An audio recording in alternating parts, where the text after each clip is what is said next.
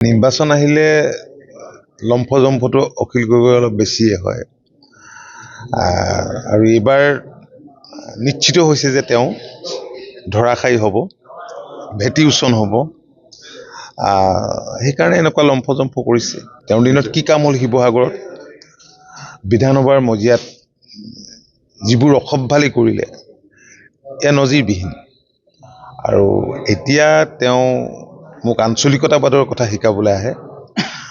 তো অখিল গগৈয়ে যিটো ৰাজনৈতিক দলৰ লগত লগ লাগিলে,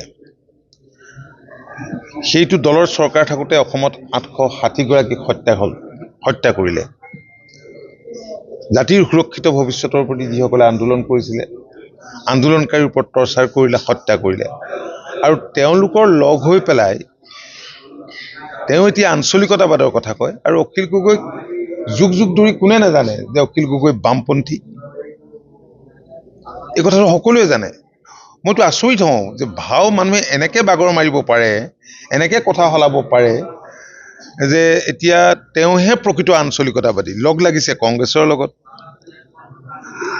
তেওঁ প্ৰথমতে নিজৰ স্থিতিটো স্পষ্ট কৰক, তেওঁ আচলতে কোনপন্থীৰ মানুহ, তেওঁ নিজৰ স্থিতি স্পষ্ট কৰক। আমি তেওঁৰ পৰা শিকিবলগীয়া একো নাই। তেওঁ কেনেধৰণৰ কৃষক নেতা? আজি বিধানসভাৰ মজিয়াত কোনোবা দিনে কৃষকৰ কথা ক'লেনে? মই কৃষিমন্ত্ৰী হিচাপে বোলে কৃষি ক্ষেত্ৰখনলৈ এটা পৰিৱৰ্তন আনিবৰ কাৰণে এইটোৱে কৰিব লাগে, এই কথাখিনি ক'লেনে?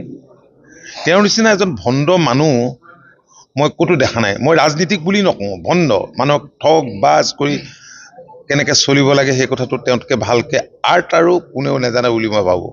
এই যে বিৰোধী ঐক্যটো নহ'ল, বিৰোধী ঐক্যটো যে এনেকৈ এইবিলাক যে হৈ আছিল, তেওঁ মূলত এইটো তেওঁ কি কৰিছিলে আমিতো সেইবিলাক কথা জানো।